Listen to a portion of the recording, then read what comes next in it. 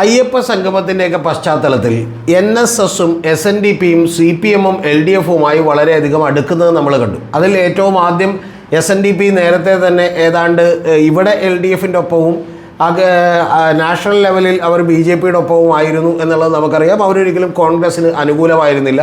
പ്രത്യേകിച്ച് വെള്ളാപ്പള്ളി നടേശൻ വളരെ എക്സ്പ്ലിസിറ്റായി ചില സ്റ്റാൻഡുകൾ തന്നെ എടുത്തിരുന്നു. അത് അദ്ദേഹം യഥാർത്ഥത്തിൽ നിലമ്പൂർ തെരഞ്ഞെടുപ്പിലുമൊക്കെ പയറ്റി നോക്കിയിരുന്നു എന്നുള്ളത് നമുക്കെല്ലാം അറിയുന്നൊരു കാര്യമാണ്.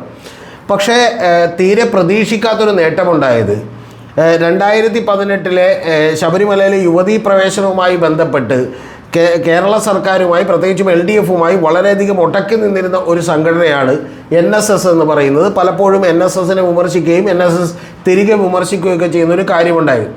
അപ്പോൾ അത്തരത്തിൽ NSS എന്ന് പറഞ്ഞൊരു സംഘടനയും സുകുമാരൻ നായരുമൊക്കെ ഒരു കാലത്തും തന്നെ ഇടതുപക്ഷത്തേക്ക് ചേരില്ല എന്നുള്ളതാണ് മഹാഭൂരിപക്ഷം പേര് വിചാരിച്ചിരുന്നത്.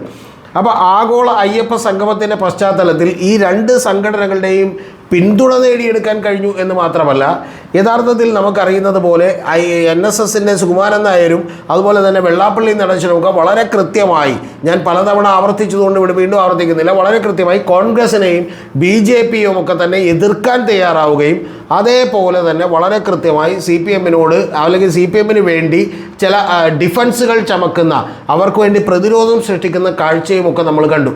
അപ്പോൾ ഇത് യഥാർത്ഥത്തിൽ കോൺഗ്രസ്സാണ് വെട്ടിലാവുക, കോൺഗ്രസ്സിനാണ് ഏറ്റവും വലിയ ക്ഷീണമുണ്ടാക്കുക എന്നുള്ളത് നമ്മൾ പറഞ്ഞിരുന്നു. പക്ഷേ ഈ വീഡിയോയിൽ നമ്മൾ ചർച്ച ചെയ്യാൻ പോകുന്നത് ഇത് ലോങ് ടൈമിലേക്ക്, ഷോർട്ട് ടൈമിലേക്ക് തീർച്ചയായിട്ടും ഇത് കോൺഗ്രസ്സിനാണ് അപകടമുണ്ടാക്കുക, ഷോർട്ട് ടൈമിലേക്ക് തീർച്ചയായിട്ടും CPMനാണ് ഗുണമുണ്ടാവുക. 2026 ഒരുപക്ഷെ അധികാരത്തിൽ CPM തിരിച്ചു വരാൻ, LDF ഒക്കെ തിരിച്ചു വരാൻ ഇത് വേണമെങ്കിൽ ഇടയാക്കിയേക്കും എന്ന് പറയുന്ന കാര്യങ്ങളുണ്ട്. അതെല്ലാം തന്നെ ശരിയാണ്. ഇനി അങ്ങനെ തിരിച്ചു വന്നാലും ഇല്ലെങ്കിലും ഇത് രാഷ്ട്രീയമായി ഈ സംഘടനകളെ കൂടെ നിർത്തുന്നത് അവർക്ക് വലിയ ഗുണം ചെയ്യും എന്നുള്ളൊരു കാര്യത്തിൽ തർക്കമൊന്നുമില്ല. പക്ഷേ ഇത് ലോങ് ടൈമിലേക്ക് പലപ്പോഴും ഇത് ആരെയായിരിക്കും തകർക്കുക എന്ന് പറയുന്നൊരു ചോദ്യമുണ്ട്. അതിന് ഇപ്പോൾ കഴിഞ്ഞ ദിവസങ്ങളിൽ ഞാൻ വളരെ ശ്രദ്ധയോടുകൂടി കാണുന്ന ഒരു പ്രോഗ്രാമാണ് സർജിക്കൽ സ്ട്രൈക്ക് എന്ന് പറയുന്ന പ്രോഗ്രാം. അതിൽ ഉണ്ണി ബാലകൃഷ്ണൻ സാർ അവതരിപ്പിച്ചപ്പോൾ അദ്ദേഹവും ഇതേ അഭിപ്രായങ്ങൾ തന്നെ പറഞ്ഞിരുന്നു. പക്ഷേ അദ്ദേഹം ഒരു വാചകം കൂടി കടത്തി പറഞ്ഞത് ഇത് യഥാർത്ഥ വില്ലൻ എന്ന് പറയുന്നത് BJP ആണെന്നും BJP യഥാർത്ഥത്തിൽ ഇവിടെ കോൺഗ്രസിനെ ക്ഷീണിപ്പിക്കുക, അടുത്ത തവണ LDF അധികാരത്തിൽ വന്നാലും കുഴപ്പമില്ല എന്നുള്ളതുമൊക്കെ ഞാൻ പറഞ്ഞിരുന്നു. ഞാനും നേരത്തെ പറഞ്ഞിട്ടുണ്ട്. കാരണം BJPയുടെ തന്ത്രം എന്ന് പറയുന്നത് അടുത്ത തവണ LDF അധികാരത്തിൽ വരട്ടെ എന്നുള്ളതാണ് അവരുടെ തന്ത്രം. കാരണം അതുകൊണ്ട് തന്നെ കോൺഗ്രസ് തകർന്നു പോവുകയും ഒരുപക്ഷെ UDF എന്ന് പറയുന്ന ഒരു അലയൻസ് തന്നെ ശിഥിലമാവുകയും ഒക്കെ ചെയ്തുകൊണ്ട് യഥാർത്ഥത്തിൽ അങ്ങനെ ഉണ്ടെങ്കിൽ ആ സൃഷ്ടിക്കുന്ന സ്പേസിലേക്കാണ് BJPക്ക് പെട്ടെന്ന് വളരാൻ കഴിയുക, ഒരു വലിയ പ്രതിപക്ഷമായി മാറുക. അങ്ങനെ ഈ പറയുന്ന പോലെ 2031 ഒരു വലിയ പ്രതിപക്ഷമാവുക, 2036 ഭരണം പിടിക്കുക എന്നുള്ള ഒരു ലെവലിലേക്ക് കാത്തിരിക്കാനുള്ള ക്ഷമയും വളരെ കൃത്യമായ തന്ത്രവും അവർ ഉപയോഗിക്കുന്നുണ്ട് എന്നുള്ളതാണ്. പക്ഷേ എൻ്റെ ഈ വീഡിയോയിലെ ചോദ്യം എന്ന് പറയുന്നത് അതൊക്കെ ഞാൻ ശരിവെക്കുമ്പോഴും ആത്യന്തികമായി വലിയ തകർച്ച നേരിടാൻ പോകുന്നത് ആരാണ് എന്നുള്ളതാണ് ഈ വീഡിയോ ചർച്ച ചെയ്യുന്നത്. ഞാൻ നിങ്ങളോട് പറയുന്നു, കോൺഗ്രസ് അല്ല യഥാർത്ഥത്തിൽ തകരാൻ പോകുന്നത്.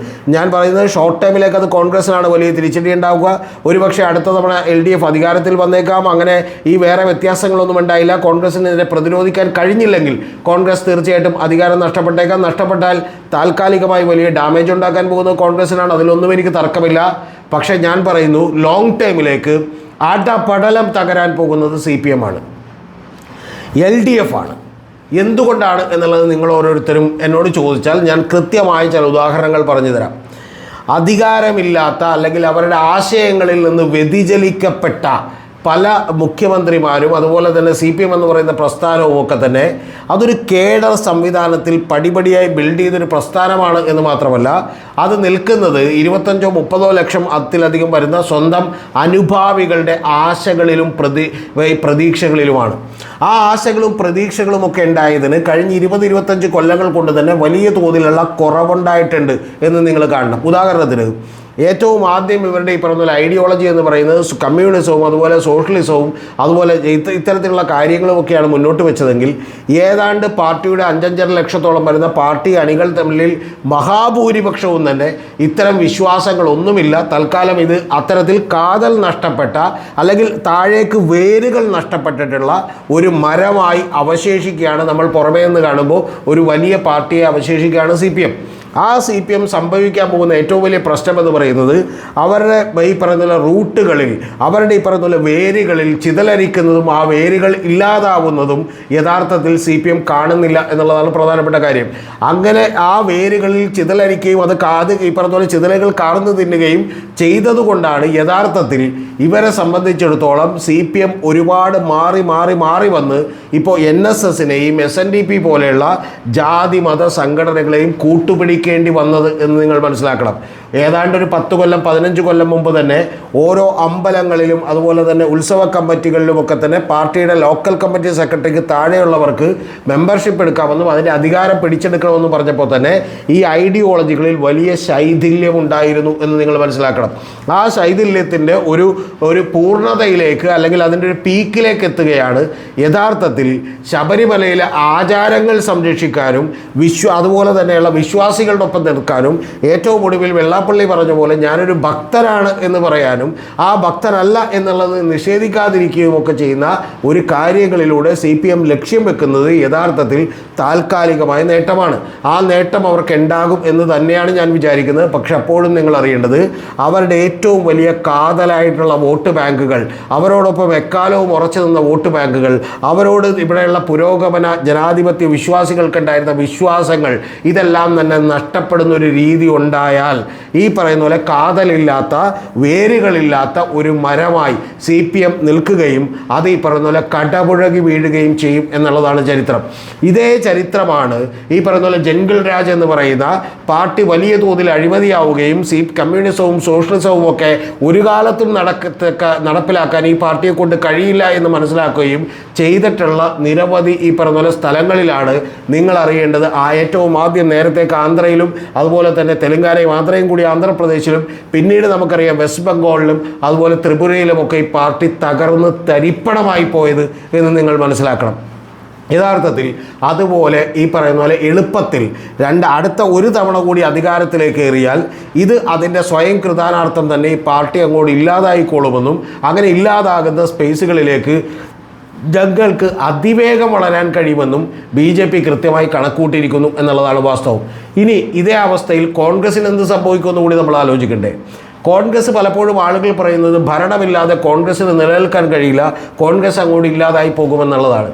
കോൺഗ്രസ് ടൈറ്റായിട്ടുള്ള കേഡറായിട്ടുള്ളൊരു പാർട്ടിയല്ല എങ്കിൽ പോലും അതിൻ്റെ മഹാഭൂരിപക്ഷം എന്ന അനുഭാവികളും മനസ്സിൽ പണ്ട് സ്വാതന്ത്ര്യ സമരകാലത്തിന് ശേഷമുണ്ടായിട്ടുള്ള നെഹ്റുവിയൻ കോൺഗ്രസ് അടക്കം ഗാന്ധിയൻ കോൺഗ്രസ് അടക്കമുള്ളതൊക്കെ മനസ്സിൽ പേറുന്ന ആളുകളാണ്. അത്തരത്തിലുള്ള വികാരങ്ങൾ മറ്റു പല സ്ഥലങ്ങളിലും ഇപ്പോഴും നിലനിൽക്കുന്നു എന്നുള്ളതാണ് വാസ്തവം. ഞാൻ നിങ്ങളോട് പറഞ്ഞിട്ടുണ്ട്, കഴിഞ്ഞ ലോക്സഭാ തെരഞ്ഞെടുപ്പിൽ കോൺഗ്രസ് ഏറ്റവും നന്നായി പെർഫോം ചെയ്തിട്ടുള്ള ഒരു സ്റ്റേറ്റാണ് ഹരിയാന എന്ന് പറയുന്നത്. 40%, 45%, 47% ഒക്കെ വോട്ടുകൾ നേടാൻ ഹരിയാനയിൽ കോൺഗ്രസിന് എക്കാലവും കഴിഞ്ഞിട്ടുണ്ട് എന്ന് നിങ്ങൾ മനസ്സിലാക്കണം. എന്ന് പറഞ്ഞാൽ പലപ്പോഴും വലിയ സീറ്റുകളിൽ ജയിച്ച കേരളത്തിലെ ഒപ്പം തന്നെയോ അല്ലെങ്കിൽ അതിനോടടുത്ത് തന്നെയോ ഒക്കെ പെർസെൻറ്റേജ് വോട്ടുകൾ നേടാൻ ഹരിയാനയിൽ കഴിഞ്ഞിട്ടുണ്ട്.